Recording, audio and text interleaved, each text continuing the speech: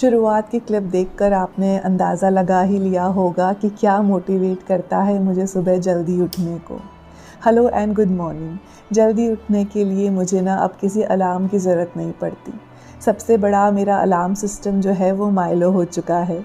सुबह जल्दी उठ जाता है वो और मुझे भी उठाने की कोशिश करता है। तो मेरी हर सुबह ना अब बहुत प्यारी हो जाती है, क्योंकि एक प्यारा सा बच्चा जो मुझे उठाता है। पहले मुझे तरीके ढूंढने पड़ते थे जल्दी उठने के। ऑफिस, ऑडिट, इंस्पेक्शन, ट्रैवल या फंक्शन वजह हुआ करती थी जल्दी उठने की। लेकिन अब मुझे किसी वजह की ज़रूरत नहीं है, क्योंकि मैंने एक्चुअल शांति ढूंढ ली है। उस कामनेस को ढूंढ लिया है मैंने, जिसकी वजह से मुझे अब किसी और प्रेशर की ज़रूरत नहीं है। सुबह ना हमेशा एक फ़्रेश स्टार्ट होती है, एक नया पन्ना होता है ज़िंदगी की किताब का। लेकिन ना हमें उसे समझने में बहुत टाइम लग जाता है कि दिन भर भाग दौड़ को झेलने के लिए, उसे सक्सेसफुल बनाने के लिए हमें एक अच्छी नींद, लेकिन उससे भी ज़्यादा ज़रूरी है एक अच्छी सुबह के होने का।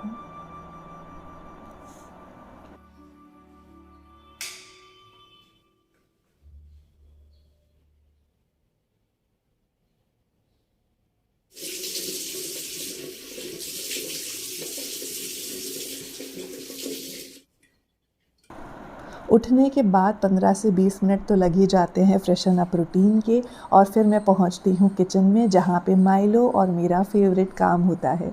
यानी कि माइलो को मिलती है उसकी ट्रीट और मुझे मिलता है ग्रीन टी का स्वाद।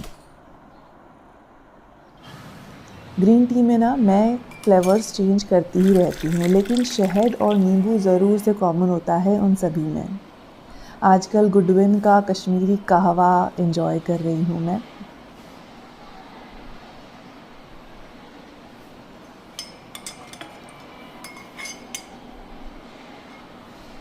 इस चाय के कप के साथ मैं आ जाती हूँ माइलो को लेकर गार्डन में।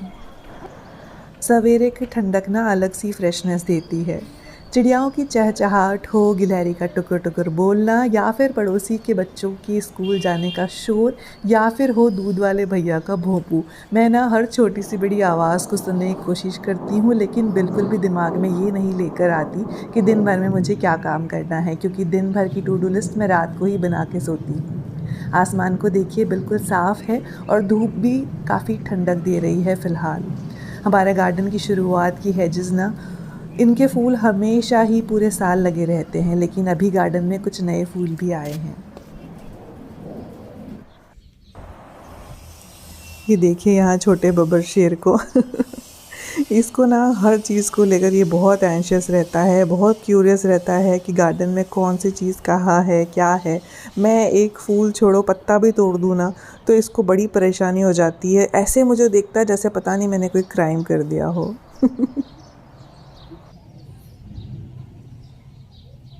चाय फिनिश करके मैं नंगे पैर गार्डन में लॉन में अच्छे से वॉक करती हूँ। करीब 7 से 8 मैं राउंड ले लेती हूँ। काफ़ी अच्छा लगता है जो सुबह सुबह की ओस की बूंदें पड़ी होती है ना लॉन में, तो उन्हें पाँव में महसूस करना बहुत ही अच्छा लगता है। ये देखिए, मैंने कहा था ना कि कुछ नए फ्लावर्स भी उगे हैं गार्डन में, तो मैंने येलो और ऑरेंज गुड़हल लिया था लास्ट ईयर भी काफ़ी अच्छे फूल इसके लगे थे और अभी भी बहुत सुंदर लग रहा है।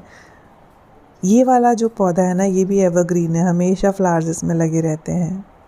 और ये देखो, मेरी बेडरूम की खिड़की के जस्ट नीचे हाथी मोगरा लगा रखा है और बहुत ही अच्छी खुशबू ना इसकी भीनी भीनी से आती रहती है विंडो में से। थोड़ा बहुत टहल के फिर मैं बैठ जाती हूँ एक साइड में, और उसके बाद आंखें बंद करके मेडिटेट करती हूँ। मैं अपनी ब्रीदिंग को कंट्रोल करती हूँ, नॉस्ट्रल्स पे कंसंट्रेट करके इनहेल एक्सहेल करती हूँ, और अपना पूरा ध्यान जो है वो सिर्फ ब्रीदिंग के ऊपर लगाती हूँ। मुझे ना आज तक की सबसे बेस्ट मेडिटेशन की जो प्रैक्टिस है ना, वो यही लगी, और मेरी हिट लिस्ट में है ये। मैं सिर्फ 2 से 3 मिनट अंदाजे से इसके अंदर ध्यान लगा के बैठती हूँ, उससे ज़्यादा मैं कुछ भी नहीं करती, और ये बहुत ही शांति देता है दिमाग को, एकदम कामनेस से आ जाती है, बहुत ही फ्रेश हो जाता है मूड इससे भी।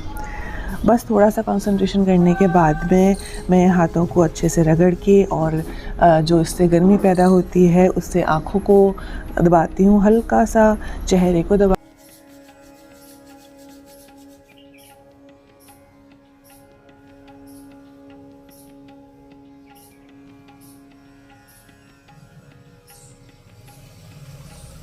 और यहाँ देखो माइलो का अलग ही मेडिटेशन चल रहा है।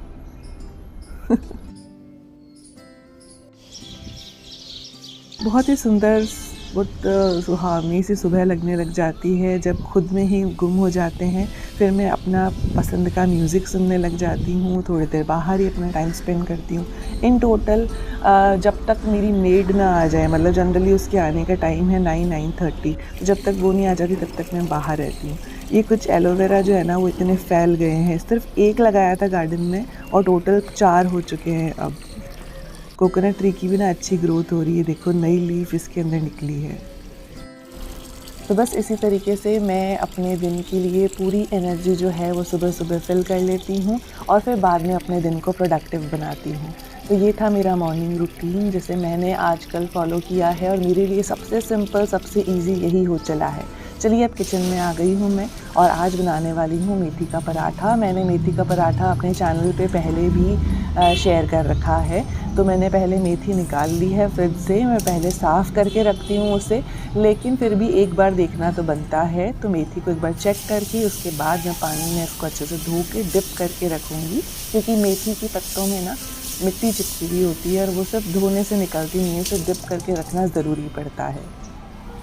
साथ ही में अब साहब के लिए भी चाय बनेगी और साहब की चाय तो हमेशा से दूध वाली चाय होती है, तो वो मैं बनाऊँगी। पराठे की रेसिपी वापस बताना चलो बता ही देते हैं। तो मैंने रोटी को बेल दिया था, उसके बाद उसके अंदर थोड़ा सा घी लगाया, आप चाहें तो तेल लगा सकते हैं, फिर थोड़ा सा नमक, थोड़ा सा मिर्ची पाउडर, थोड़ा सा हल्दी और उसके बाद में जो मैंने ये मेथी डिप की थी उसे मैं अच्छे से पोंछ के और उसके बाद में इसमें कट कर दूंगी। फिर भी इसका मॉइस्चर ना निकले इसके लिए हम लोग थोड़ा सा ड्राई फ्लावर जो है वो डस्ट कर देंगे, ताकि हमारा जो पराठा है वो फटे नहीं इसकी नमी की वजह से।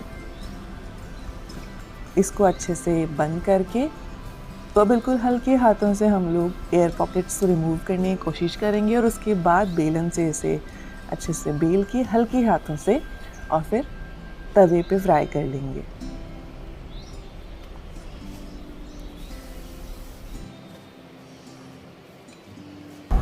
बिना प्रेशर की लाइफ, बिना स्ट्रेस की लाइफ बन जाती है। तो हमेशा से अगर इस तरह का रूटीन फॉलो मैं कर लेती तो शायद अब तक लाइफ और भी ज़्यादा रंगीन होती और भी ज़्यादा अच्छी होती और खुशनुमा होती।